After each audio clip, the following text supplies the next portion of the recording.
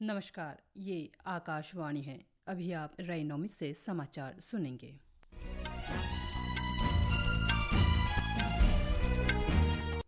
पहले मुख्य समाचार। प्रधानमंत्री नरेंद्र मोदी ने आज उत्तर प्रदेश के संभल जिले में श्री कलगी धाम मंदिर का शिलान्यास किया। लद्दाख के एक प्रतिनिधिमंडल के साथ संविधान की 6ठी अनुसूची के कार्यान्वयन समेत तमाम मुद्दों पर चर्चा करेगा केंद्र। ईडी के 6वें समन पर भी पेश नहीं हुए दिल्ली के मुख्यमंत्री अरविंद केजरीवाल। उत्पाद शुल्क नीति घोटाले का है मामला। संदेश खाली मामला। महिला आयोग की अध्यक्ष रेखा शर्मा ने टीएमसी नेता शाहजहां शेख के तत्काल गिरफ्तारी की मांग की।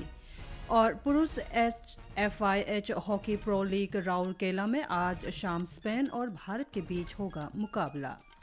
अब समाचार विस्तार से।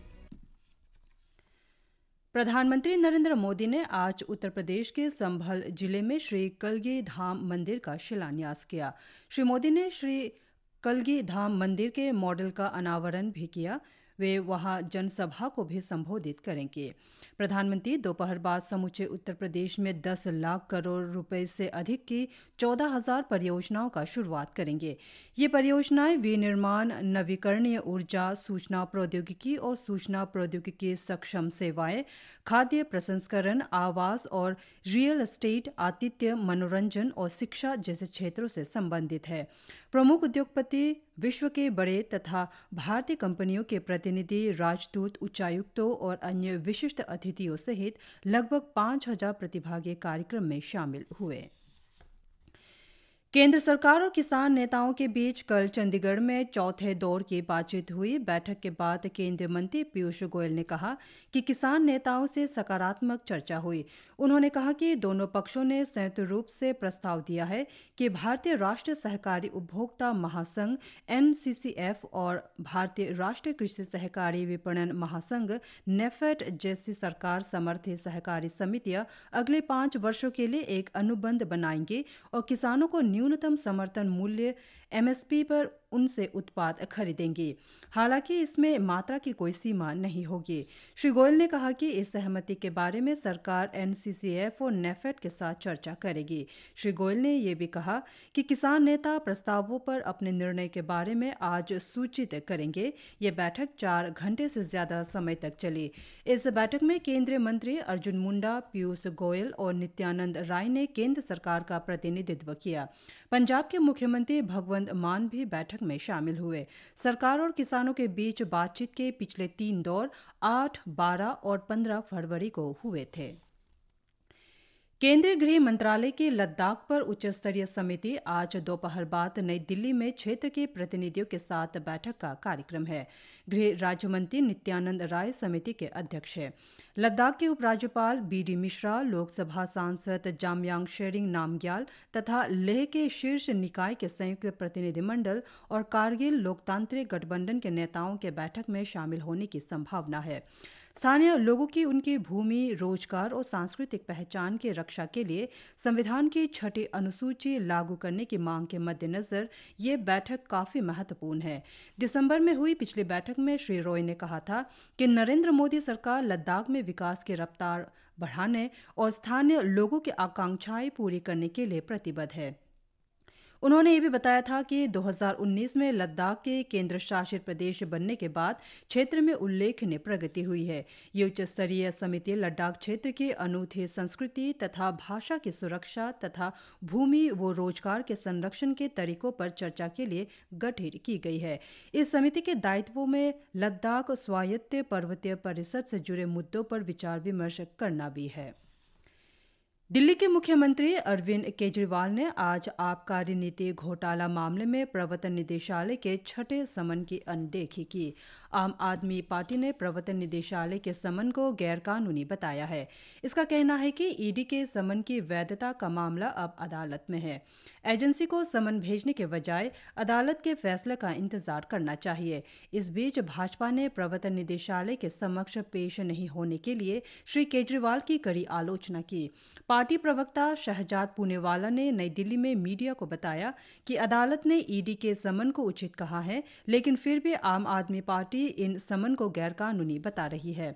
उन्होंने कहा कि अगर मुख्यमंत्री केजरीवाल के पास छुपाने के लिए कुछ नहीं है तो उन्हें एजेंसी के समक्ष अवश्य पेश होना चाहिए। दिल्ली भाजपा प्रदेश अध्यक्ष वीरेंद्र सचदेवा ने कहा कि श्री केजरीवाल इन समन को गैरकानूनी बता रहे हैं, जो न्यायालय की अवमानना है।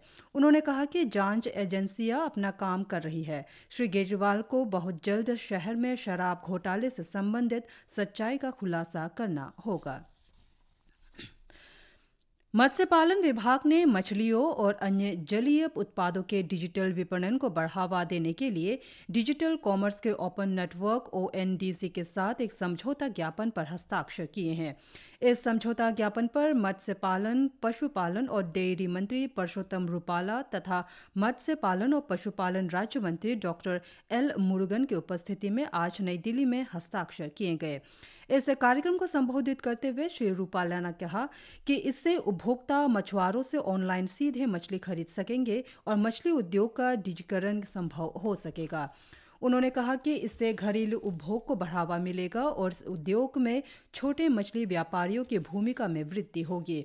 श्री रूपाला ने बताया कि ये मंच विभिन्न प्रकार के जलीय उत्पादों को लेकर उपभोक्ताओं को सूचित करने का एक बेहतर जरिया भी होगा। राष्ट्रीय महिला आयोग की अध्यक्ष रेखा शर्मा ने पश्चिम बंगाल के संदेश खाली क्षेत्र में महिलाओं पर अत्याचार के मामले में तृणमूल कांग्रेस के नेता शेख शाहजहां और उसके साथियों की तुरंत गिरफ्तारी की मांग की है। आज संदेश खाली में संवाददाताओं से बातचीत में उन्होंने कहा कि पश्चिम बंगाल पुलिस संदेश खाली में सच को दबाने का प्रयास कर रही है। उन्होंने बताया कि ममता बनर्जी सरकार राष्ट्रीय महिला आयोग के प्रतिनिधियों को पीड़ित महिलाओं से मिलने की अनुमति नहीं दे रही है। सुश्री शर्मा ने कहा कि कई बातों को दबाया जा रहा है और पुलिस नहीं चाहती कि सच सामने आए। उन्होंने ये भी आरोप लगाया कि पुलिस पीड़ितों और उनके परिवारजनों को परेशान कर रही है। अरुणाचल प्रदेश कल अपना 38वां स्थापना दिवस मनाएगा। मुख्य समारोह ईटानगर के IG पार्क में आयोजित किया जाएगा। कार्यक्रम के मुख्य अतिथि उपराष्ट्रपति जगदीप धनखड़ होंगे। कार्यक्रम में अरुणाचल प्रदेश के राज्यपाल लेफ्टिनेंट जनरल KT पटनायक, सेवानिवृत्त केंद्रीय मंत्री किरण रिजिजू, मुख्यमंत्री पेमा खांडू और अन्य शामिल होंगे।